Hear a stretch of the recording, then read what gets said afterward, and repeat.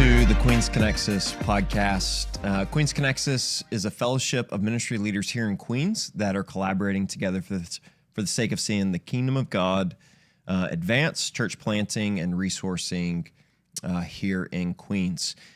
This episode, we have with us Ayo and Lester. Welcome, gentlemen. How are you? Feeling good. Pretty good. Yep. Pretty good. Hey, our topic is friendships, covenantal friendships, and just the idea of friendships and ministry in general. And so let's start with you, Lester, just to get us started. What is covenantal friendships? Can we define that? How's that different than regular friendships? Yeah, that's actually really good. I love this topic because I feel like growing up here, especially in Queens and immigrant families, like marriage is a very it's like your last level of the game. It's like you must reach that. And as an unmarried person, I feel very second place. So then I'm going, okay, then what do I do? Because I don't know what to do. I feel like I can't acquire intimacy. I can't acquire deep relationships with people because that's my like very last level of this game. Then I look at Jonathan and David and I'm like, oh, like Jonathan David in the Old Testament, right? So yeah, thank you. So yeah, because we have a lot of Jonathan Davids in our friendship too. Like this Jonathan. That's right. Jonathan David in the Old Testament. I'm like, there's actually 3 covenants made. And I'm like, what is that? And then I go, there was something there where even David at the end was like, your intimate relationship with me has surpassed the love of women that I've ever had. I'm just like, what is that? Like, I always thought the word covenant was only between, man and woman. I've only heard that in marriages. I've only heard that in weddings. But when it comes to friendship, it is unheard of. When it comes to even male friendship, it's like, well, it's gay. Like it's inappropriate. So we have to act a certain way with other men. And I'm just going, well, why can't I have a deep relationship with a covenantal relationship with somebody that I care for, that I really can call a brother, that can be better than the love of a woman? Like, what does that mean? And I'm sure it's different for everybody, but I just want to know what that is. So I think that's why I want to push this phrase or this word, like covenantal friendship, and just see, like, I don't know, like make it norm. All right, so we're going to continue to, I guess, unpack it a little bit, but can you try to give a quick synopsis of how you would define covenantal friendship? Like, what do we mean by covenantal? Yeah. Do we mean like deep relationship? Do we mean? Yeah. Okay. That's really cool. Deep relationship. What does that look like? Let's just look at regular friendship, right? And I don't know about you, Ayo, but when I hear friends, I hear high liability and that you will leave me at any moment. And that triggers me because then I go, you are no different than my family growing up. Not that my parents left me, but you're no different from how I'm treated like a project.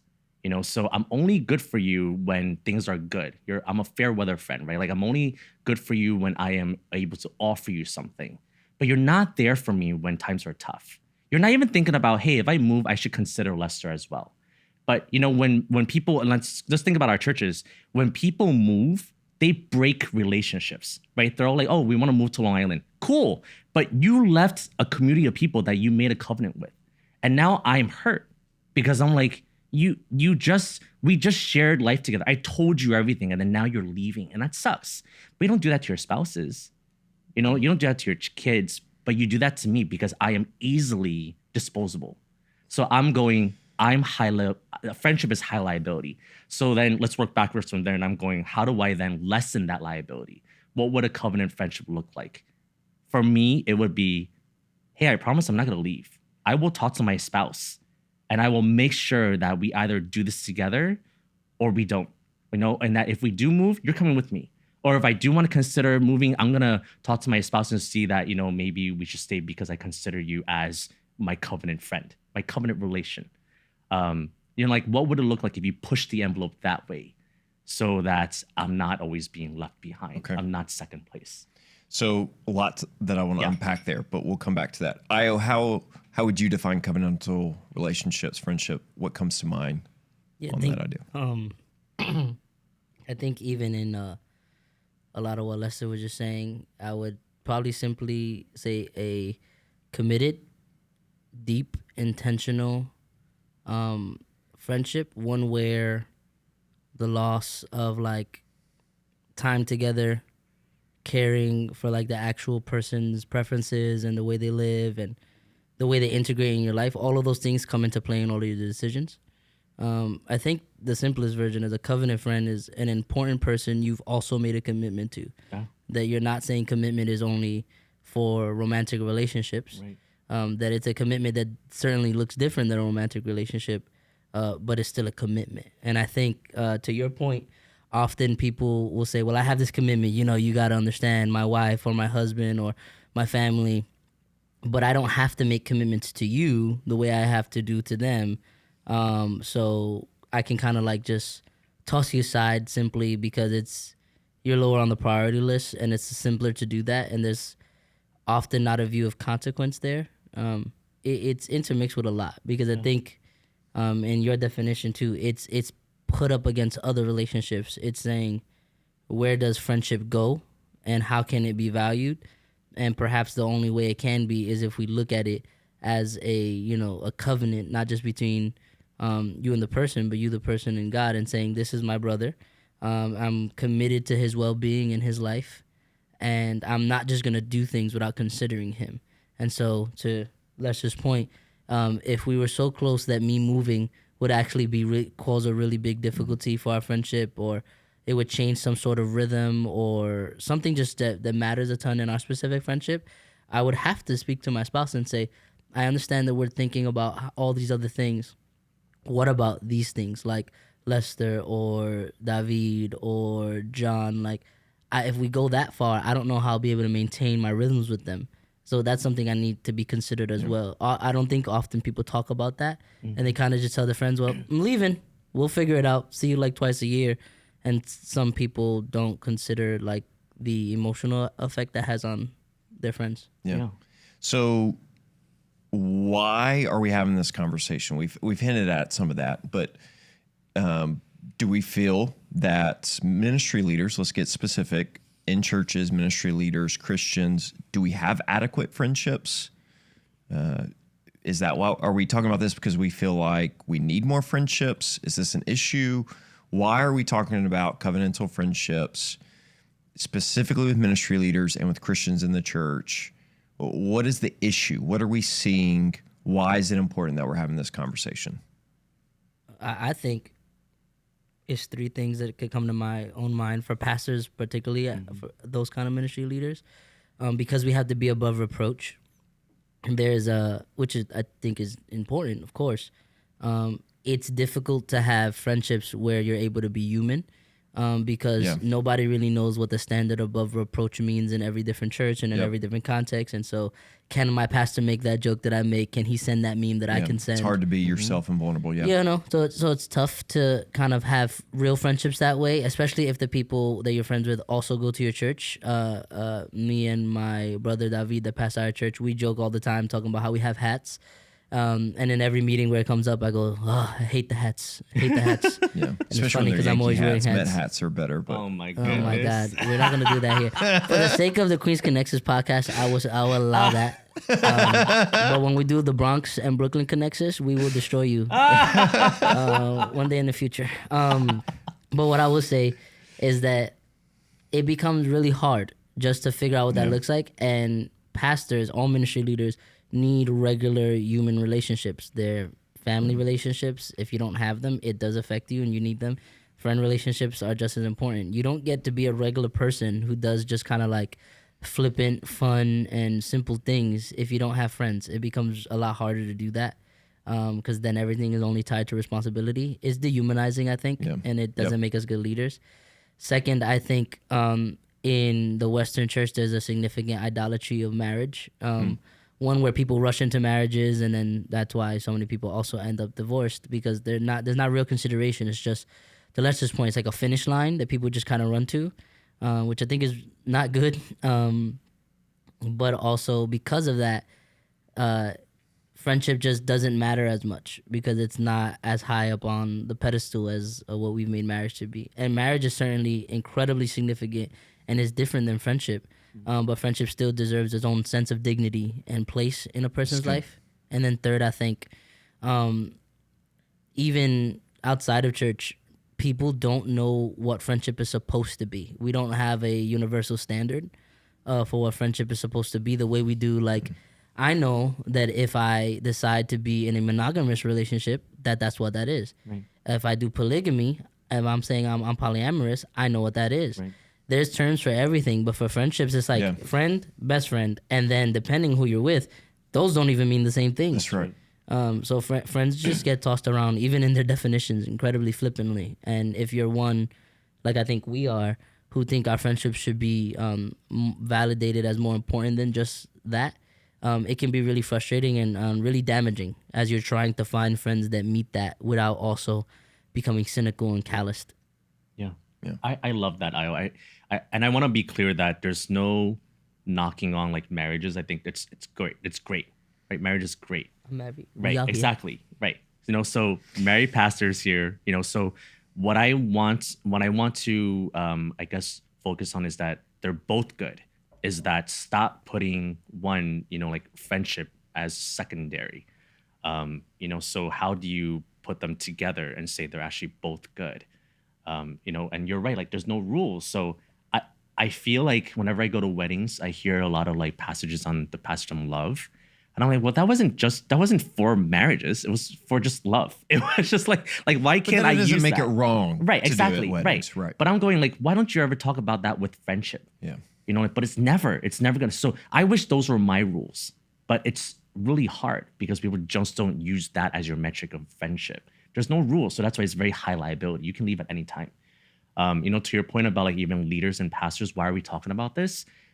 Oftentimes when I a lot of my friends are pastors, and it's always, hey, like who do you talk about your problems with? Oh, my wife. And I'm like, but your wife goes to your church. Yeah, sometimes it's hard because I can't tell her certain things. So I'm like, well, who do you talk to? Oh, well, no one. And I'm like, well, one, your spouse can't fulfill every single need, right? It's impossible. I think it's unfair and it's impossible. Yep. So how exactly, like to put all that pressure on your spouse to meet all your needs, it's impossible and unfair.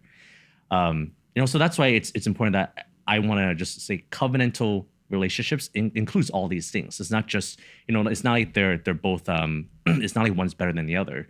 Marriage is a covenant, so I'm going, why can't friendship have covenants? Yeah. So therefore covenantal friendships or covenantal relationships.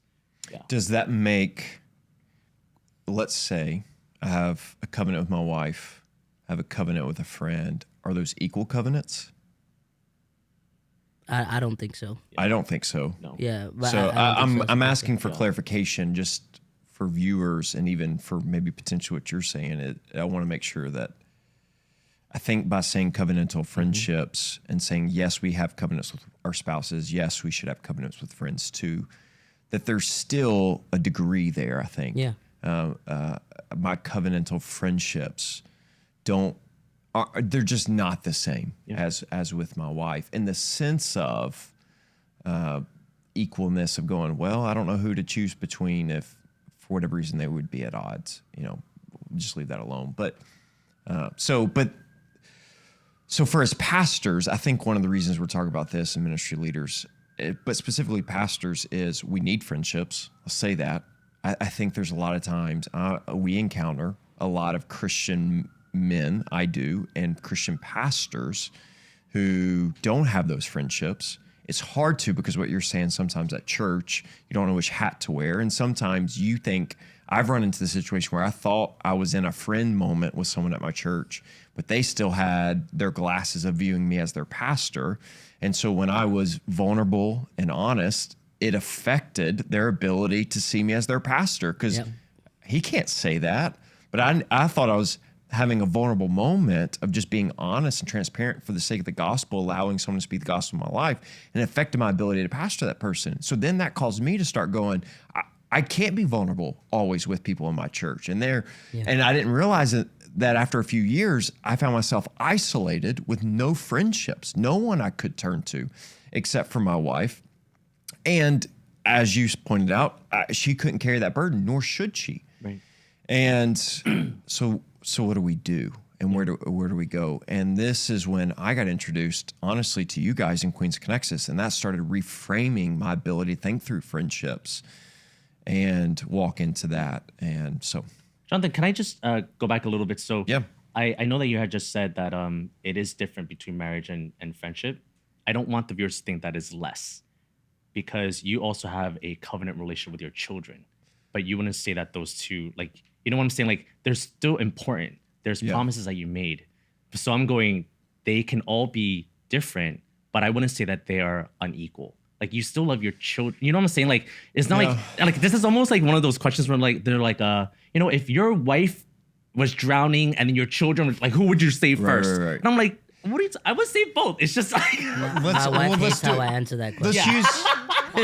Let's use a real scenario Right. that you said. Let's say, for the sake of argument, for the sake of argument, I've got a covenant relationship with you two guys. Let's say that, and I've got a covenant relationship with my wife. Yeah.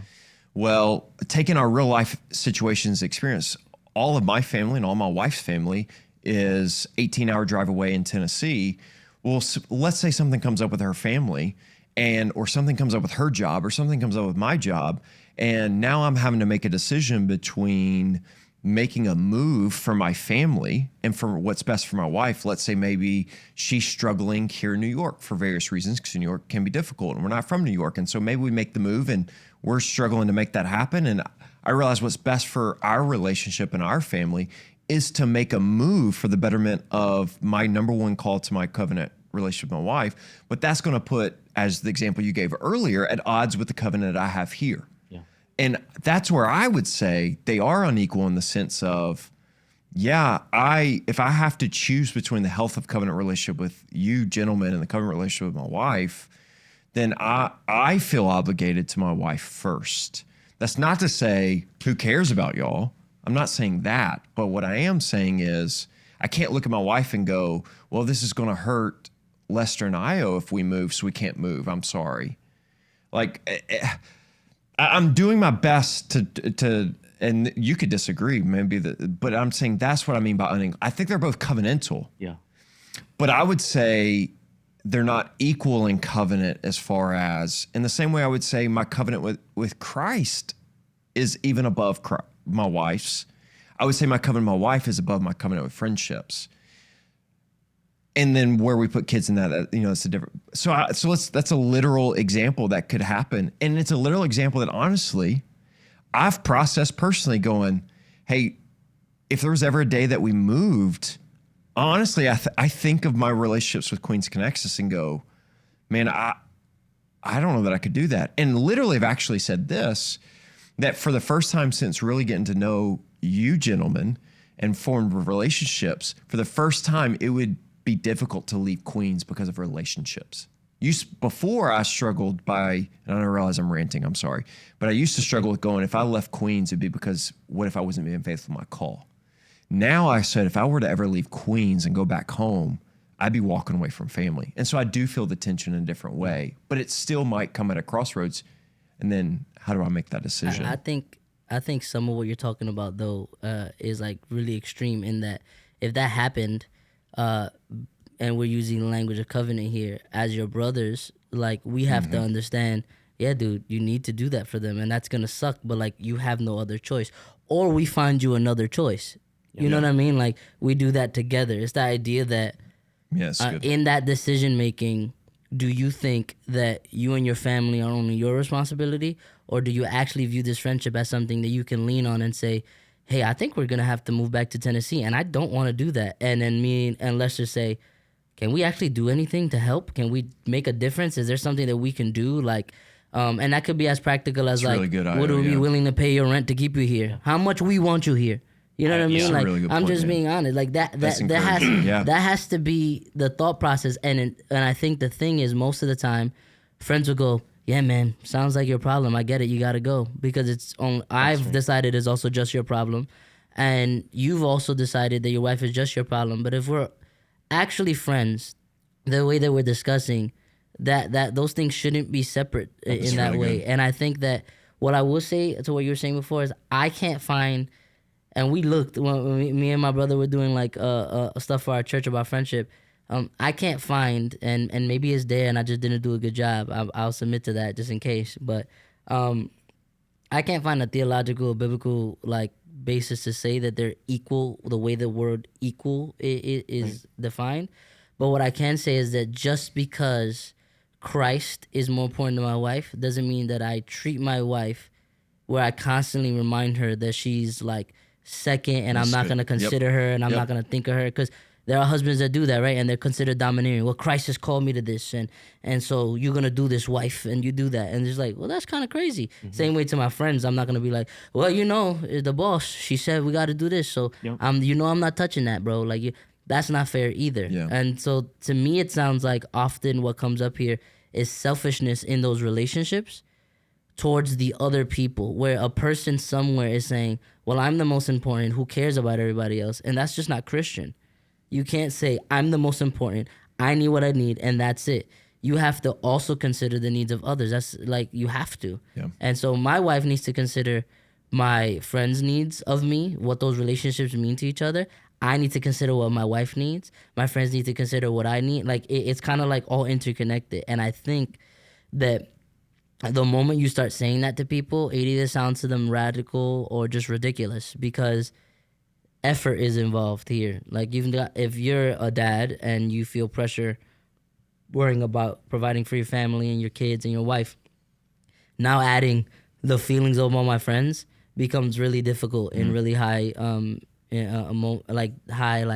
tense moments, and you're like, look, I gotta just do this, but it's lazy, and I think it's unfair.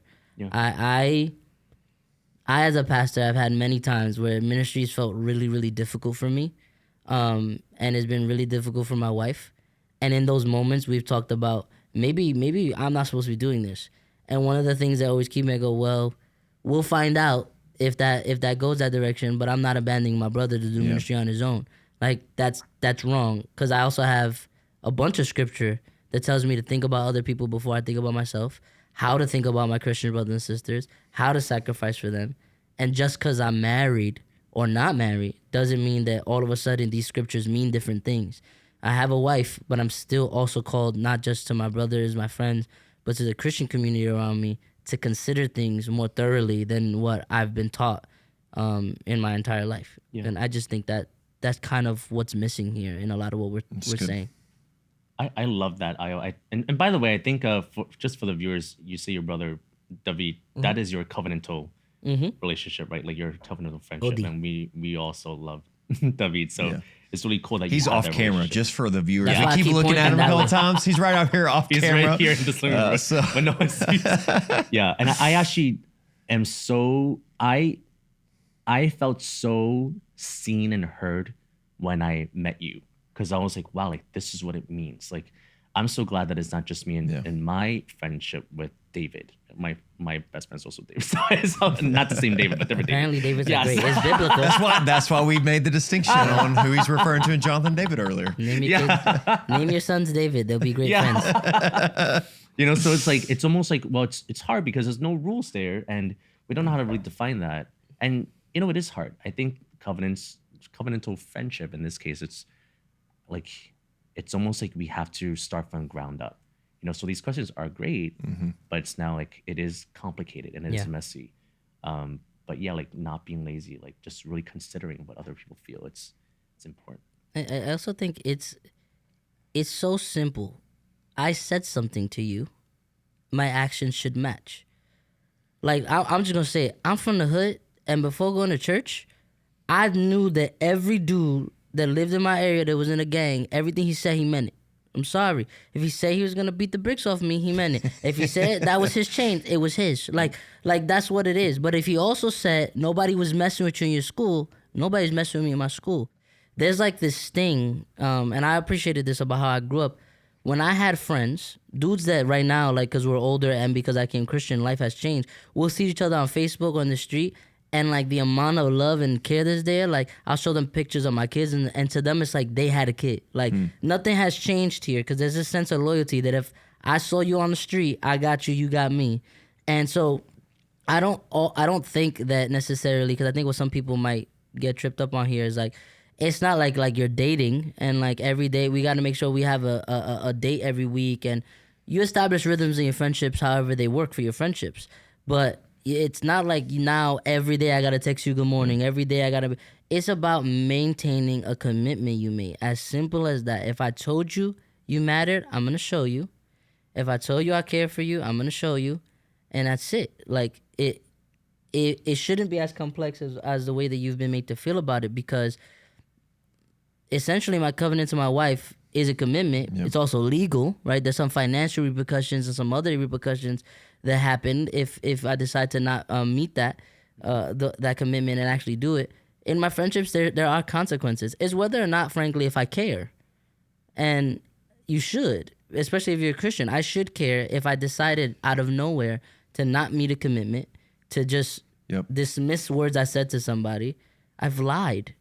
And that can't be something we're just okay with.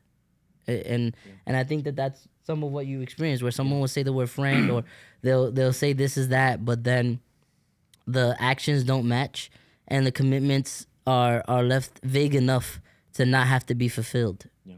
And I don't think that's okay either. Oh, and can I also just add that, like you just said marriage has a legal, even, like and financial. I would like to even push the envelope and say your covenant of friendship can also have the same thing, meaning legal as in like, what if, you guys own property together because investment, because I want to do business with my best friend. I do own a roastery with David, and it's a ministry, it's a business, and that's legal. That's also financial. Yeah. There's also a lot of things that we are invested in together. So I'm like, there is a lot of similarities, where marriage and this covenant of friendship can be very similar. Like your commitment, like what does that look like? Yeah. If I don't see my best friend for a while, like I'm like, whoa, what's happening? Mm-hmm. Like where have you been? So I do feel like you're right. There are legal and financial repercussions and responsibilities, but I'm like, well, friends can also do that too. Yeah, sure. So to summarize, what is covenantal friendship? It is very similar to other covenants that we understand in Scripture, that there is a faithful commitment and a care for, in the same way that when Christ makes a covenant with us, and he makes a covenant all throughout the Old Testament into the New Testament, God and his covenant people, there's this saying, hey, I'm committed to you no matter what, and I'll be faithful to you. We see that covenant idea play out in marriage as well. We see that covenant idea play out in church membership. And we're just simply saying is we want to see that, and we believe we see that in Scripture as well within friendship. Yeah. And what does that look like? Absolutely. And so that's what it is. Why we're saying is we live in a place where we're not seeing that, especially a lot amongst ministry leaders for various reasons. And maybe even because there's this misunderstanding for married pastors that they're putting too much in their spouse, and because of that, plus maybe because of difficulty sometimes navigating that within your church, you don't have those friends within your church. So we're trying to say you need it. Like we're emphatically saying in this moment, it's not just a good idea. We think you absolutely need it, even if you're married. Yeah. And so let's talk about that for a second. Is the misconception that if you have a covenant marriage, that's the covenant relationship you need only, right? And so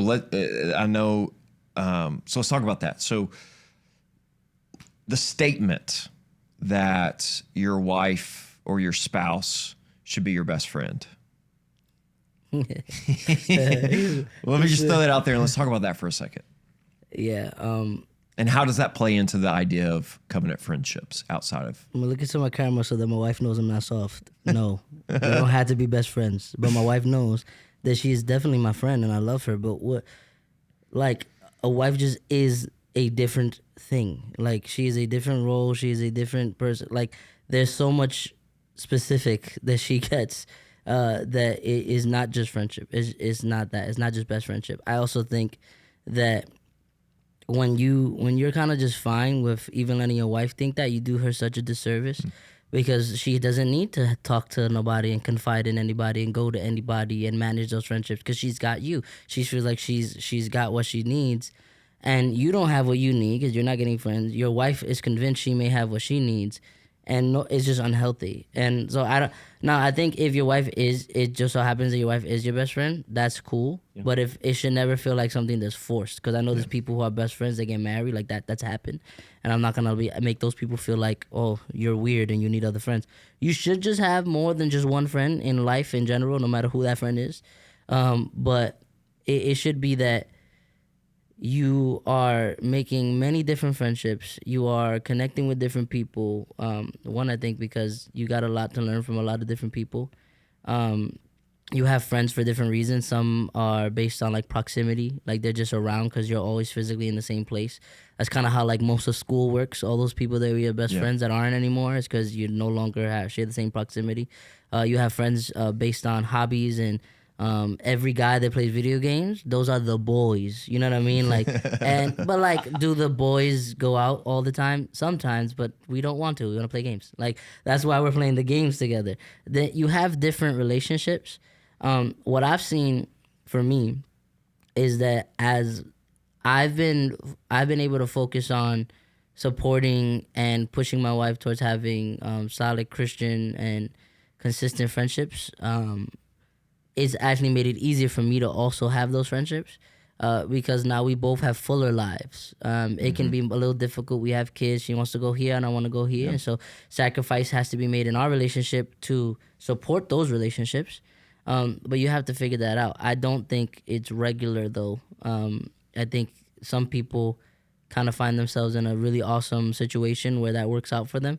But I don't think it's regular that your wife should be your best friend. I think rom-coms and even superhero movies and all that stuff, they kind of like push that stuff on you where it's you guys against the world. But I just think like in real life, when the credits roll, you and somebody else against the world is really lonely and it's really terrible. And when you fight, it's just and then the rest of the world ain't never around because you don't have no time to be with nobody else. It's terrible, honestly. I've not experienced it to be a phenomenal decision to make. Not when you can have other relationships, other people. I wouldn't be able to do this in this way, like what we're doing, with just my wife. Yeah. Having other friendships and other people kind of expands and makes my life more full. So you, Lester, to the thought when someone says your spouse has to be your best friend or should be your best friend. Yeah. I think that's stupid. Just stupid. I don't even want to entertain this. Well, we're entertaining it to debunk I'm it. just saying I don't even want to entertain this. I'm not even kidding because that's stupid. Like it's really frustrating that people think that someone should be your best just because they're married. I don't know where you find that. I don't know how that became. I don't know if you're watching a lot of stupid movies. It's just stupid. So I'm done. But it's Ryan Gosling's fault. I do want to ask you something. I'm sorry, but it's stupid.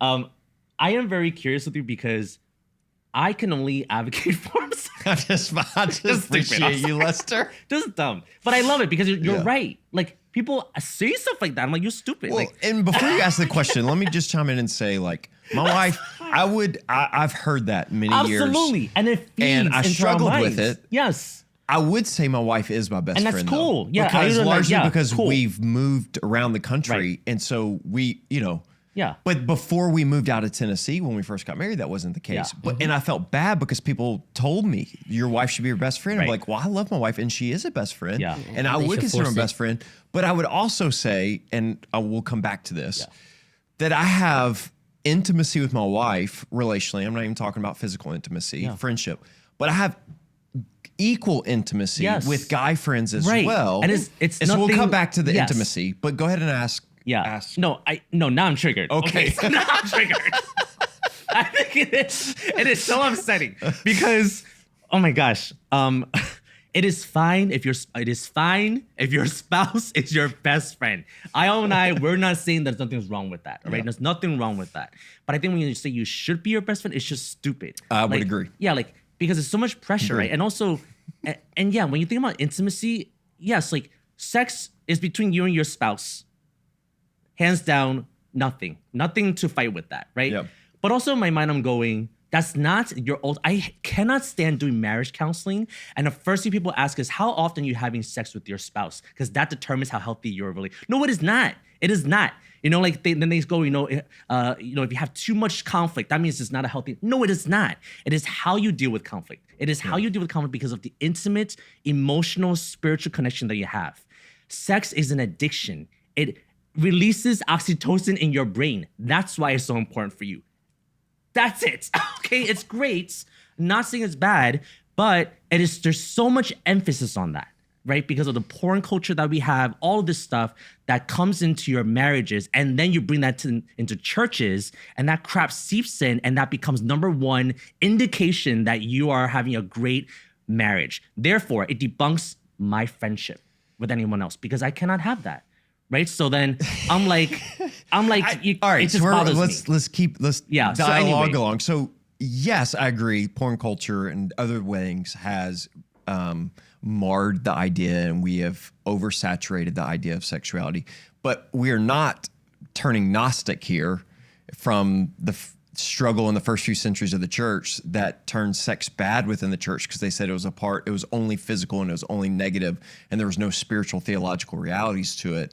So I want to back up and go, yes, I think there is a healthy place for us as pastors and leaders to talk about sex within marriages as a healthy aspect of your relationships, even theologically. It's fine, yeah. So and I want to affirm what you're saying, Yes. but also say, but also, it's not that simple. Right, but what you just did there for me was that I can't achieve good relationship because I don't have sex. No, and it's no.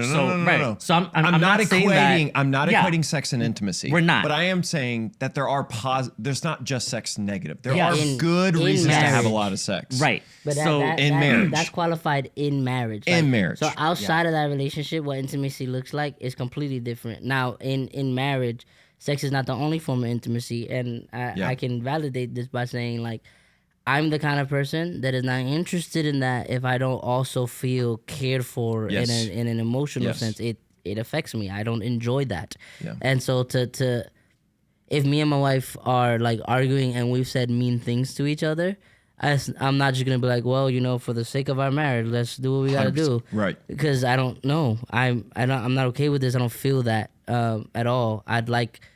Frankly, I'd like to be spoken to nicely and get a hug, at the end of this. And I don't think a lot of guys like to say that kind of stuff. And that's because that's a whole nother thing here that comes into all of this. But I think that in marriage, intimacy has other avenues because of what you're allowed to do in that relationship. And then in friendship, intimacy has other avenues, but they're not often explored because you mentioned it kind of earlier on. And at least, I don't know if it's everywhere, so I've not been everywhere. But in a lot of the spaces I've been, men are just super homophobic, like about themselves, like where they go, I can't like hug my brother or tell him I love him, because we start to say things like that's gay. Which one, it's weird to use that because we're saying it like it's derogatory, and then we wonder why people in those communities have such great frustration with us. Right. But it's also not okay because that's not what that means. I mean, I've heard wives make that joke, like where like you're hugging your brother, you joking how much you love each other, and they'll just they'll just say gay or haha whatever, and people make jokes and they make it weird. Guys are taught that from so young to not do anything physical or like emotional with another boy because then it might mean that you're gay. It's made some people think that maybe I am, and they go through all of this confusion just because they care about their friends. Yeah. And so intimacy in friendships between both genders is weird because then also with the opposite sex, you don't know where you can't be intimate to a certain degree because people feel like words can be construed as cheating, or how you share with a person can be construed as cheating, and it becomes like a minefield because of our marriage and dating relationships, where it's like, this is only for me, how come they're getting this? And the hard part is that when you're deep with another person that is not your spouse, your boyfriend, your girlfriend, some information, feelings, and stuff that you share with another person are also necessary things to actually be deep with another person. And there are things that, to a certain degree, I share with my wife as well. So I go to my wife and I'll tell her when something's really bothering me compared to other people. And then I'll go to my brother David and I'll also tell him. Now, I probably tell them both very differently. And the reason why is because I also feel like it's my job, and this is me personally, I don't want to like overwhelm my wife and make her super anxious about a bunch of things. And then when I go to my brother, I just know that he'll just kind of be like, he'll point me to Christ. He'll definitely, if I need it, he'll re-gospel me. And then also, like, if it's just some nonsense, he'll sit there with me and be like, yeah, that's stupid. Like, that's crazy. That's mad ridiculous. And I have that there without having to worry about the same things I'm worried about over here. And so intimacy gets tricky and it looks different. And I just like to say, because we kind of just went into like a little crazy moment right there, like that, like That's not crazy, we just Ayo. it was, but No, what but we should say is that it's normal. when we're talking about friendships and marriages in the same context, I hope everybody knows that we're not talking about sex, because you shouldn't be having sex with your friends. That Right. you Yeah. shouldn't be doing that. Yeah. Exactly. I think if you're Christian and you're watching this and you're doing that, stop. If you're not Christian and you're doing that, stop. You don't have sex with your friends. No, Have sex yeah, with people exactly. you're in a relationship with. Right. Like, I understand. I don't know why. I get where that comes from, but I don't know why it becomes such a huge thing, because obviously this is for that and this is for that. And not everybody thinks stuff like that. But we Christians, I'm saying this is for that and this is for that. Right. So what we are trying to say, as it relates to this, is we have a culture, and I think maybe this is what you're trying to say, Lester, is we have a culture who has put so much emphasis on sex as the form of intimacy, and maybe the only form of intimacy, and therefore marriage should be intimate, whatever, that it has totally ignored the precious, and I'll use that word intentionally, like precious reality Yeah. that is there within covenantal friendships for intimacy, for closeness, for caring for one another, for love. And our culture has made that difficult. And what we're wanting to come along and say is, not only should covenant relationship, you should have them, why they're important, you should be committed, but they are also a representation of the gospel, of a faithful longing and fulfilling that ultimately Christ only can do. Our hearts are fully satisfied in him, but there is a deep longing that even if my wife is my best friend, because she is not God and she is not Christ, cannot fulfill, and neither can a friend.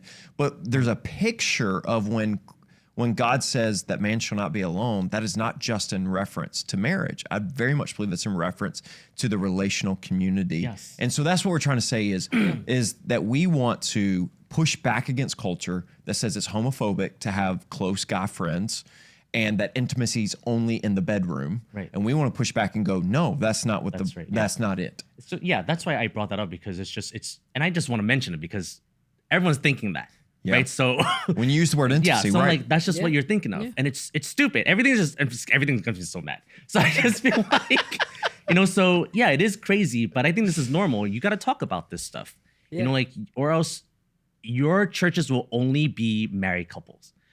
And I would not want to be part of a church that's only married people, because it's almost like your little tiny communities, and then you all go to your homes, and then I'm like, well, what happened to friendship?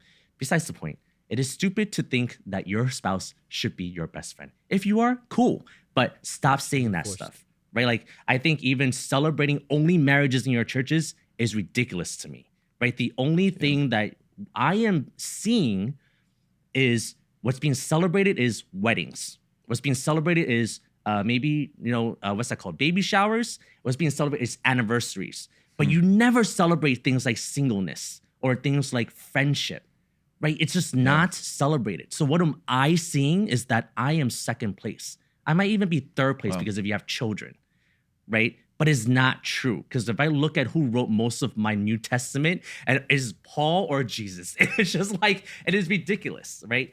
My question to you, Ayo, was, in the Lord, I'm glad we got back my to this question to you, Ayo, is, I can only push for friendship because I am single and I have a really good friend, right?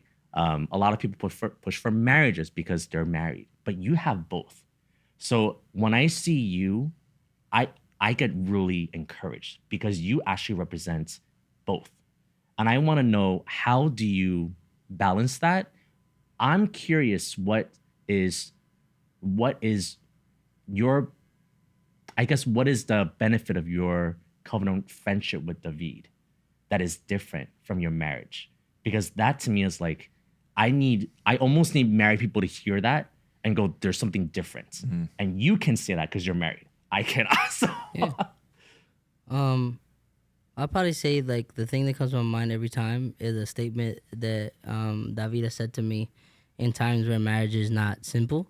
Or he says, well, she's there to help you, to make you more holy, right? Like, the marriage is a sanctifying relationship. It's not always simple, and it's meant to be sanctifying. And I could have a lot of friends who go, yeah, she's being dumb, or she's being emotional, she's being this.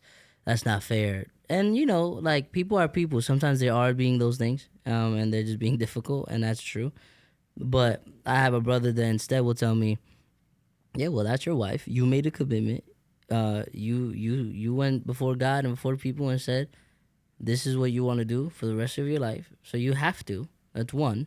And like, that's not bad. Like, Christ is making you more like him in this relationship. And then also, I know that when he's saying that to me, it's stuff that he's proven already. It's laced with the proof of, I know that in the moments where that's going to be hard for me to continue to do, because I'm a human who gets frustrated by things, I have his support. And so I think if you only have your spouse and you don't have anybody else, when hard times come that are caused by your spouse and your conflict, I feel like most guys just go and drink, or they go to porn, or you find something dumb. You find a vice because you need something to make you feel good. Friendships can be that. Friendships can be like the thing that replaces all of that nonsense. And one thing that I'll say that stands out to me as, and because it's more than just David, is that before I was a Christian, from when I was 7 years old all the way till I became a Christian, I was best friends with a girl named Ashley. She was my next door neighbor. In that time of my life was very dark, riddled with a lot of difficult things that kids should not be going through. And I was abandoned a lot. And her father and her often, they let me into their house. They fed me, like they took care of me a good amount of times while I was younger. And that friendship ended because I became a Christian, and the difference was too difficult, right? Well, I think for me, honestly. I don't think I handled that well. Going disciple through it, right? Taught none of that stuff. But that friendship was one of like the frameworks I have for like most of my friendships. And it's a friendship where there was somebody who cared about me, who cared about my interests while also maintaining their own interest. And we were able to learn about each other. A friendship that, I mean, we were a boy and a girl, so always they were like, when are y'all gonna date? And we were like, ew, that's not, what? That drive was crazy. You just triggered Lester again. Yeah, no, yeah, because I was so triggered by that. Yeah, so, Everything so overly dumb. sexualized. Come on. Yeah. And we were little, you know, it was just silly. But what's crazy is I'm married now with a 7-month-old daughter, a 7-year-old daughter, and a 5-year-old son. And she's married now, and I think like she's about to have her first baby in like a month or two right now. And that friendship though set me up for friendships that I had when I was Christian, where I knew that I just wanted to be present, I wanted to be loyal, I wanted to be around, because I had a friend who was like that.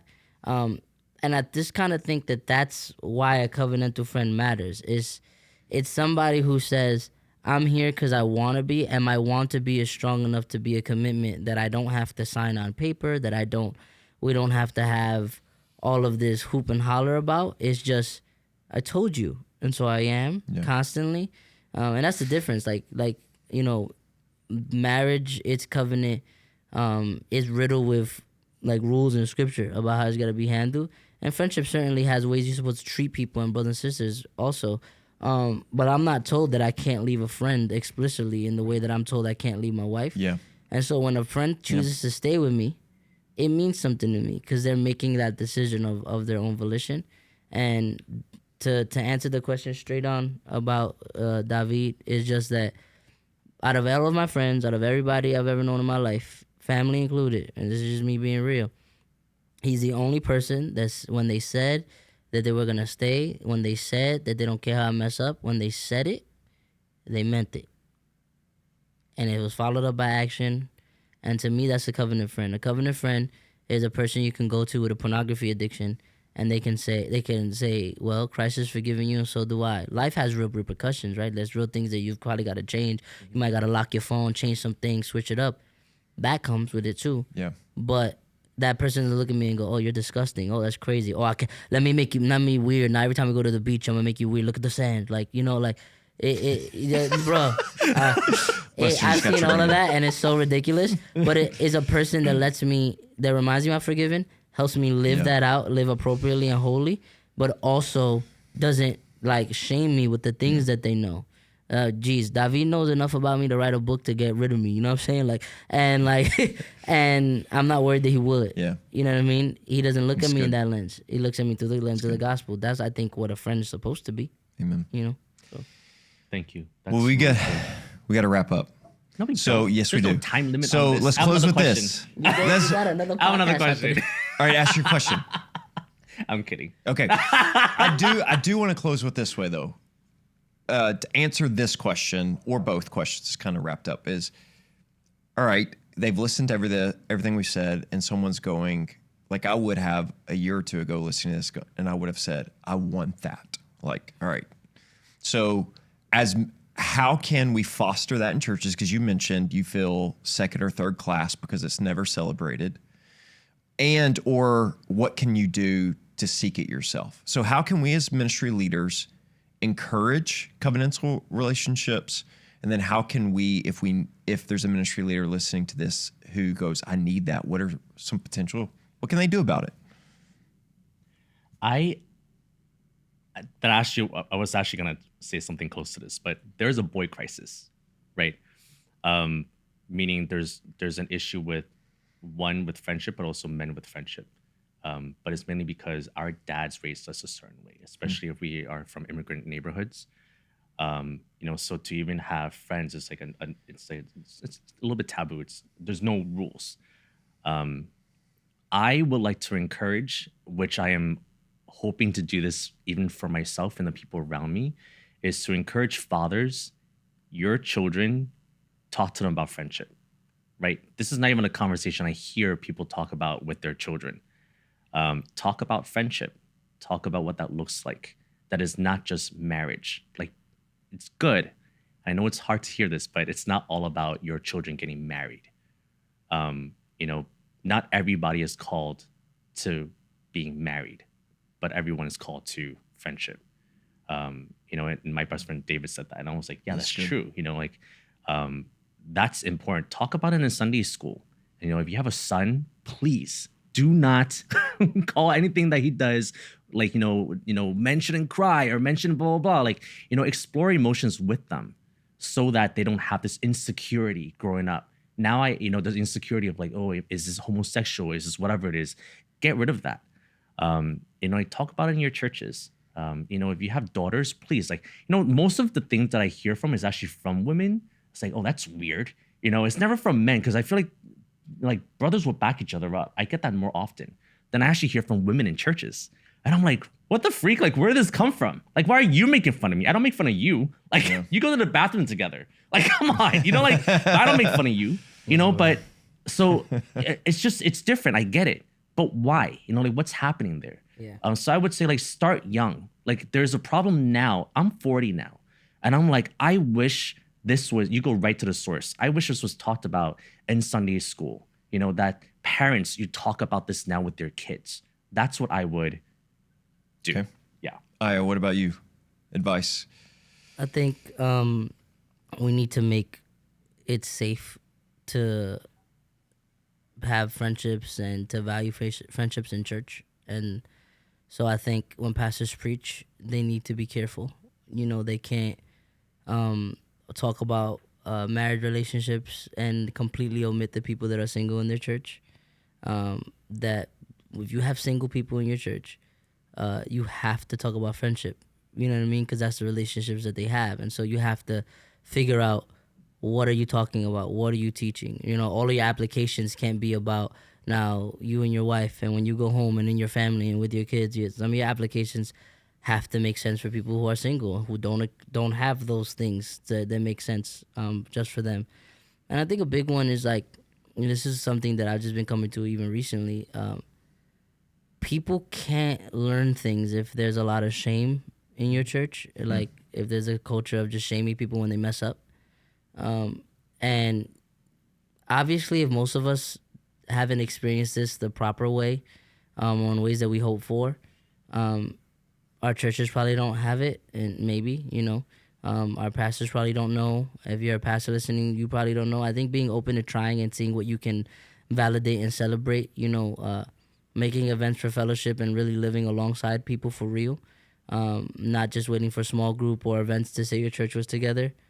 I think that if you get your church to live together more genuinely and more often, that stuff kind of just naturally happens between people on their own. They start to make their own plans and they start to do their own things in that way. But I think that leaders have to be the drivers behind this in particular. Because it's funny, I don't think most pastors won't let certain theological things go like just however they want. Most won't let some rules and ways that they manage their church just go however they want. You know, like there's a reason why we got so many different denominations and people. We think all these different things, and so we do enough to make sure those differences have backing, right? So if we're saying that friendships and these kind of relationships matter, and you agree with that, then there's got to be power behind your words and actions that show up in your church to support that. I think that in every different church, because there's varying different cultures and different people, is going to look different. And the age groups is going to look different. It just is. Every pastor has to work hard to care for his people and help them fellowship in whatever way that they may have not been taught.